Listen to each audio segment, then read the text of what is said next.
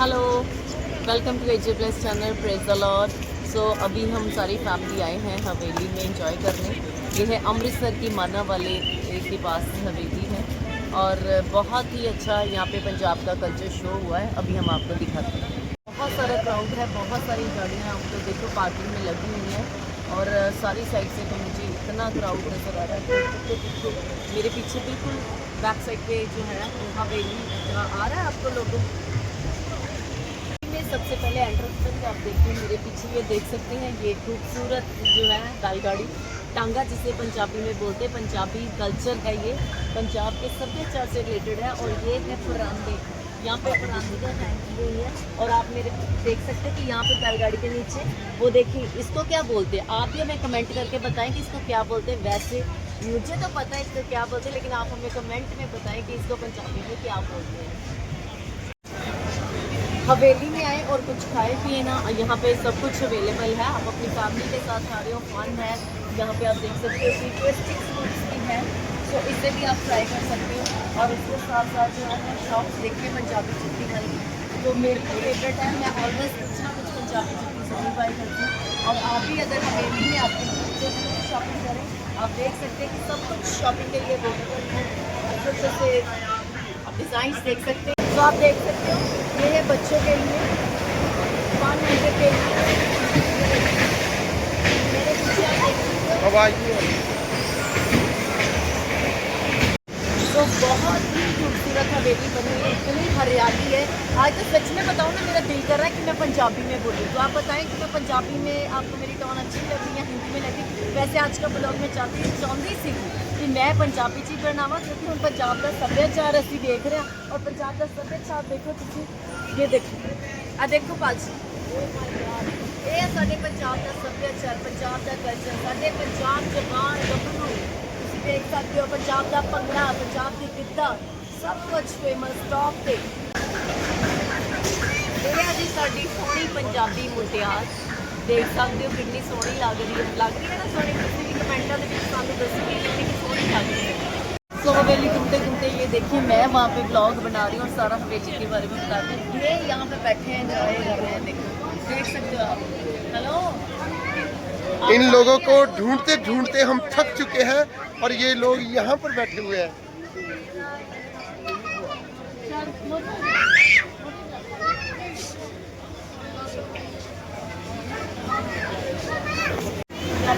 देख सकते हो ये है पंजाब प्रमोशन नज़ारा।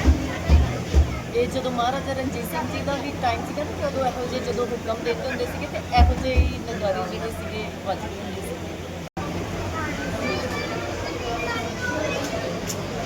ये देख सकते हो ये सारा पंजाबी कल्चर शो ਕੀਤਾ ਹੋਇਆ।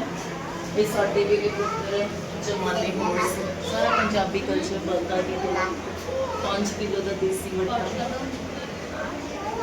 ਇਹ ਦੇਖੋ ਹੱਲੇ ਵੀ ਪਿੰਡਾਂ ਦੇ ਵਿੱਚ ਬਹੁਤ ਸਾਰੇ ਕਈ ਹੱਲੇ ਵੀ ਇਹੋ ਜਿਹੇ ਪਿੰਡ ਹੈ ਜਿੱਥੇ ਇਹ ਪਾਥੀਆਂ ਦਾ ਇਸਤੇਮਾਲ ਜਿਹੜਾ ਕੀਤਾ ਜਾਂਦਾ। ਇਹ ਪੰਜਾਬ ਦਾ ਪੁਰਾਣਾ ਕਲਚਰ, ਸਾਡੀਆਂ ਜਿਹੜੀਆਂ ਬੀਬੀਆਂ ਨਾਨੀਆਂ ਦਾਦੀਆਂ ਜਿਹੜੀਆਂ ਸੀਗੀਆਂ ਉਹ ਕਿਸ ਤਰ੍ਹਾਂ ਜਿਹੜੇ ਨੇ ਇਹ ਆਪਣੇ ਕੰਮ ਕਰਦੀਆਂ ਸੀਗੀਆਂ। सब तो खास जगह है, देख सकते हो पूरे पंजाब के कल्चर को शो किया हुआ है। मैं चाहती कि तुम दिखाओ जूम करके। देखो पूरा पंजाब का कल्चर जड़ा एक टाइम सीगा जो पंजाब का जड़ा सीगा व्यू इस तरह का लगता सीगा। घर भी इदां दे सीगे, लोग काम करन दे विच बिजी सी। पिंडां दी जिंदगी दिखाई है कि पिंडां दी जिंदगी पहले किस तरह दी होती सी। ते देख सकते हो कि यह देखो ऊपर भी देख सकते। मैं चंद थोड़ा सा ऊपर दिखाऊँ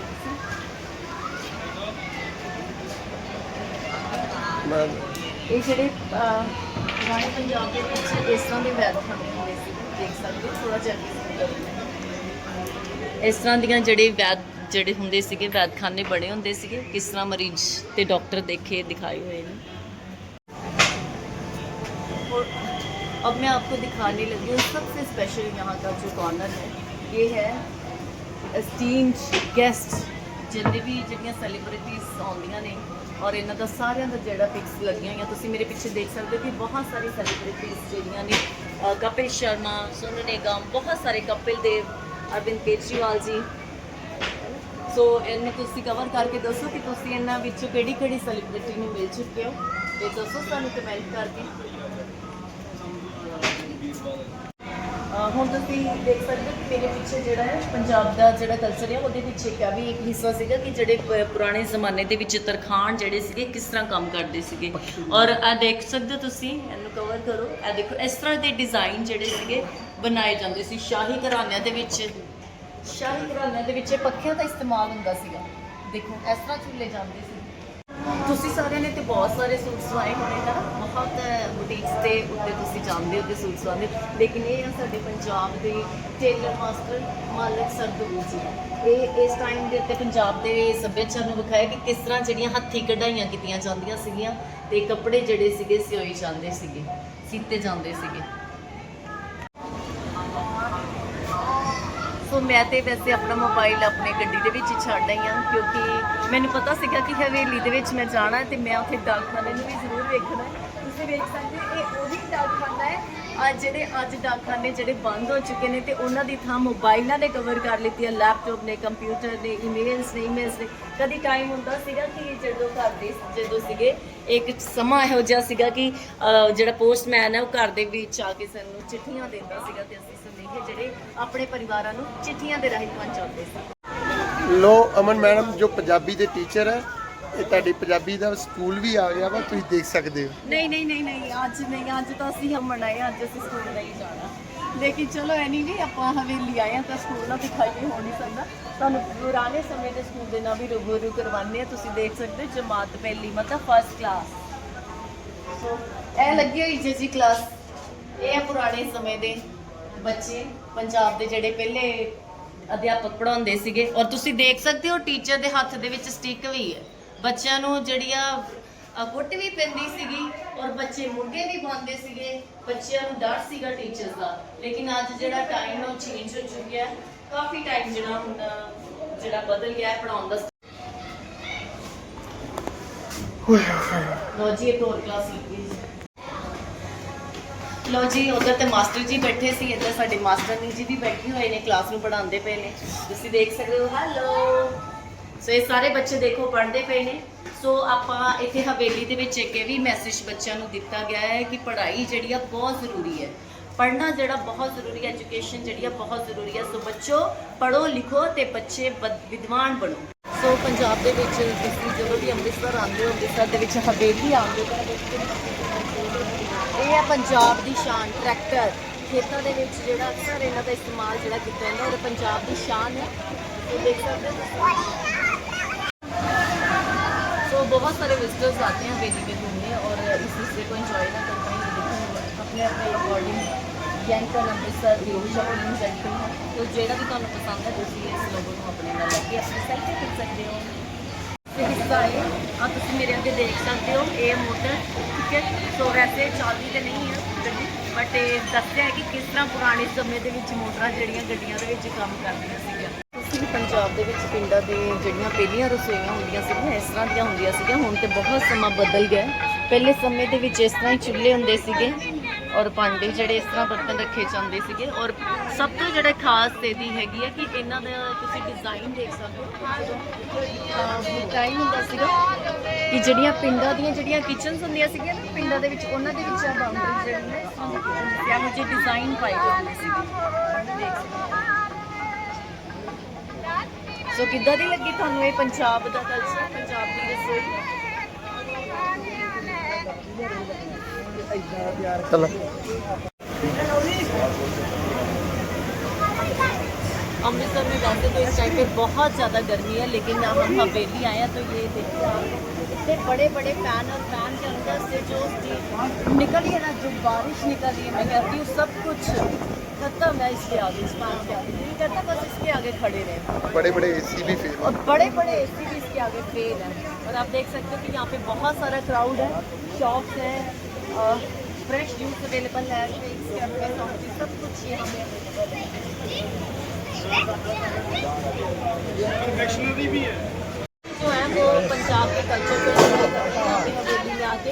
आप इसको देख सकते हैं, ये एक्चुअली पंजाब का जो पंजाबी सभ्याचार था, पहले यहाँ पे पंजाबी बहुत सारे खूह होते थे। उसे देख सकते हैं, बहुत डीप वेल तो नहीं है, ये भी बनाया हुआ है उन्होंने वैसे, और पंजाब में नीचे पहले बहुत सारे खूह थे और इसमें कुछ बाल्टी में हम नीचे काट के पानी दे रखते हैं।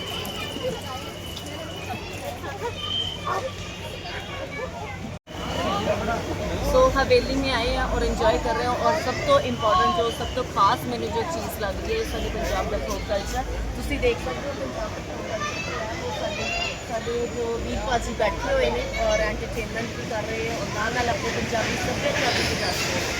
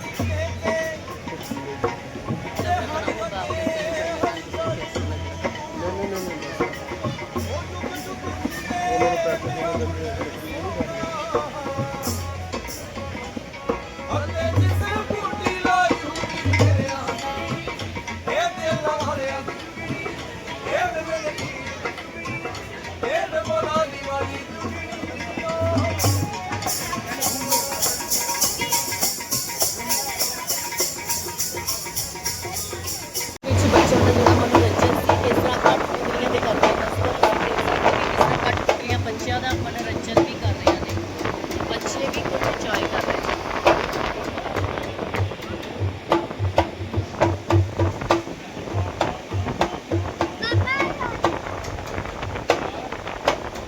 जा रहे हैं हवेली के अंदर रेस्टोरेंट में डिनर करने, तो ये सारी फैमिली यहीं पे वेट कर रही है। अभी हमारा नंबर नहीं आया। कितना नंबर लगा है टेबल का? 138। तो बहुत ही ज़्यादा है, आप देख सकते हो क्राउड बहुत ज़्यादा है।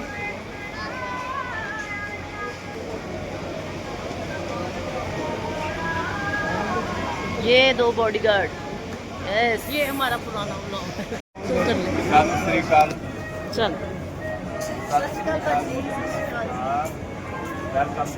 Thank you.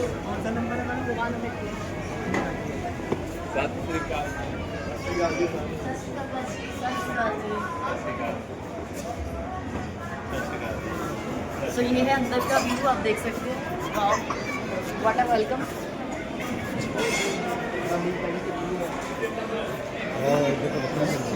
बाबा अंदर से लाके आया ਤੁਹਾਨੂੰ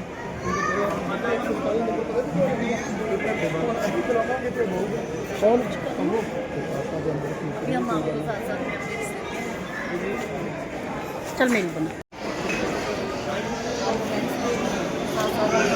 मेरे फ्रेंड है सारे, मेरे सारे फ्रेंड हैं।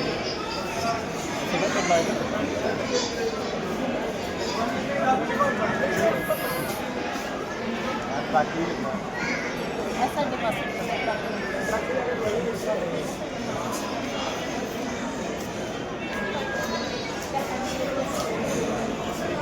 हम थक गए हैं, तो अभी हम डिनर के लिए बैठे हुए हैं, डिनर करेंगे साथ में। बहुत ही अच्छा अंदर का व्यू। वैसे हम काफ़ी बार हवेली आए हुए हैं, लेकिन इस बार कुछ ज़्यादा टाइम के बाद आए हुए हैं सारी फैमिली। अबे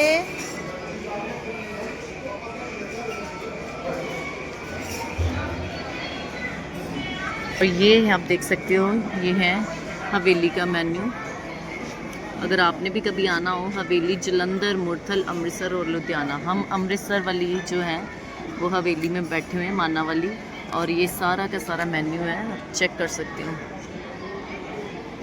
का इंटीरियर चेक कर सकते हो, वाटर एम्बियंस देख सकते हो। वाओ, हवेली का मेन्यू आते ही उन्होंने बोला कि तो खाना शाही कढ़ाई पनीर और दाल मखनी और साथ में तंदूरी रोटी।